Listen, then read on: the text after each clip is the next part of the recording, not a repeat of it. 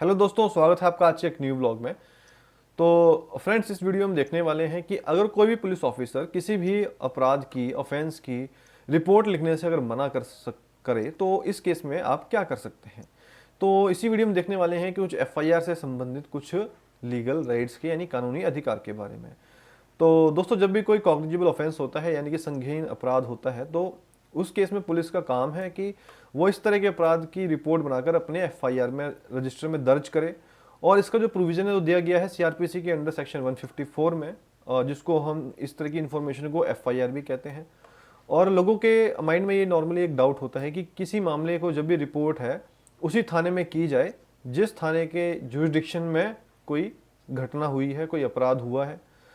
तो जिस जुरिडिक्शन में अपराध हुआ है, ऐसा लोगों को लगता है कि वहीं घटना होना जरूरी है। लेकिन अगर कोई भी अपराध है उस जुरिडिक्शन में नहीं हुआ है तो भी पुलिस उसकी रिपोर्ट अपने एफआईआर रजिस्टर में दर्ज कर सकती है, यानी कि नोट कर सकती है। तो भी पुलिस क्या है कि ऐसी एफआईआर को जीरो एफआईआर कहते हैं, जो कि हम सेपरेट वीडियो में डिस्कस किया हुआ है कि जीरो एफआईआर किसे कहते हैं और क्या क्या उसके बेनिफिट्स हैं और किस तरह से वो रिकॉर्ड की जाती है। तो इस रिपोर्ट को दर्ज करने के बाद, यानी कि जीरो एफआईआर को दर्ज करने के बाद, पुलिस उसे आगे की कार्रवाई के लिए जो भी उसका कंसर्न पुलिस स्टेशन है, यानी कि जिस जुरिस्डिक्शन में वो बनती है, उसके बाद उस रिपोर्ट को आगे कार्रवाई के लिए संबंधित थाना में भेज देगी। और यदि इस केस में कोई भी पुलिस ऑफिसर ये कहकर शिकायत, कंप्लेंट दर्ज करने से अगर मना कर देता है कि वो उसके अधिकार यानी कि जुरिस्डिक्शन के बाहर है, तो ये आईपीसी के सेक्शन 166 ए के अंडर में अपने आप में एक ऑफेंस है, और जिसमें कि 6 महीने से लेकर 2 साल तक की सजा का प्रोविजन भी दिया गया है। अब हम देखते हैं कि पुलिस को कंप्लेंट यानी कि शिकायत किस तरीके से की जा सकती है। तो पुलिस को जो शिकायत है वो वर्बली और रिटर्न दोनों तरीके से की जा सकती है। और अगर जो कोई कंप्लेंट अगर वर्बल रूप से यानी कि मौखिक रूप से अगर की जा रही है, तो पुलिस ऑफिसर की रिस्पॉन्सिबिलिटी है, जिम्मेदारी है कि वे रिपोर्ट दर्ज करेगा या करवाएगा। और जो शिकायत लिखने के बाद जो कंप्लेनेंट है यानी कि शिकायत करने वाले व्यक्ति को पढ़कर सुनाएगा और उससे क्या लिखवाया गया है।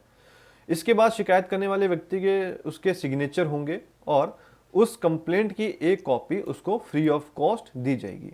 ऐसा कि सीआरपीसी के प्रोविजन में दिया गया है। और अगर कोई भी कंप्लेनेंट जो है यानी कि शिकायत करता है, अगर वो अनकेपेबल है, तो पुलिस की रिस्पॉन्सिबिलिटी बनती है कि उसके रेजिडेंस पर जाके यानी कि जहाँ पे वो रहता है उसके निवास स्थान पर जाकर वो एफआईआर रिकॉर्ड करे। और अगर कंप्लेनेंट कोई अगर लेडीज है तो उसके साथ कोई एक महिला संबंधित अपराध, जैसे कि अगर कोई सेक्सुअल हरासमेंट या रेप, अगर यानी कि कोई वुमेन रिलेटेड कुछ क्राइम हुआ है, तो उसकी जो कंप्लेंट है केवल एक फीमेल पुलिस ऑफिसर यानी कि महिला पुलिस अधिकारी के द्वारा ही रिकॉर्ड की जा सकती है। यानी कि अगर कोई भी फीमेल यानी कि वुमेन से रिलेटेड कोई भी क्राइम हुआ है, तो उसकी जो कंप्लेंट है, शिकायत है, वो केवल एक महिला पुलिस अधिकारी के द्वारा ही रिकॉर्ड की जा सकती है। अगर कोई पुलिस थाने में आपकी शिकायत नहीं लिखी जाती है, इन केस अगर आप एफआईआर लिखवाने गए हैं और पुलिस स्टेशन आपकी एफआईआर लिखने से मना कर दे, तो इसकी रिटर्न कंप्लेंट आप अपने कंसर्न जो डिस्ट्रिक्ट है उसके एसपी यानी कि जिला अधीक्षक को कर सकते हैं। और ये एसपी की जिम्मेदारी है कि वो जो भी कंसर्न पुलिस स्टेशन से इस मामले की इन्वेस्टिगेशन करवाए, जांच करवाए कि ऐसा क्यों हुआ है, उसकी एफआईआर क्यों नहीं लिखी गई है। जो भी कंसर्न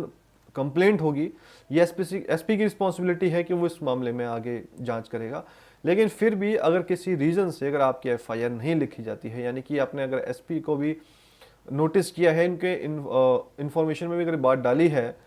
कि हमारी एफआईआर या कोई भी कंप्लेंट लॉन्च नहीं करेगी की गई है, तो फिर भी उसके बाद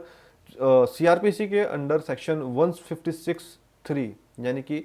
धारा 156(3) के अंदर आप अपनी एक एप्लीकेशन की जो कॉपी है वो फाइल कर सकते हैं, जिसमें क्या है कि सब कुछ मेंशन किया जाएगा, फैक्ट्स कि आपकी एफआईआर क्यों लॉन्च नहीं की है।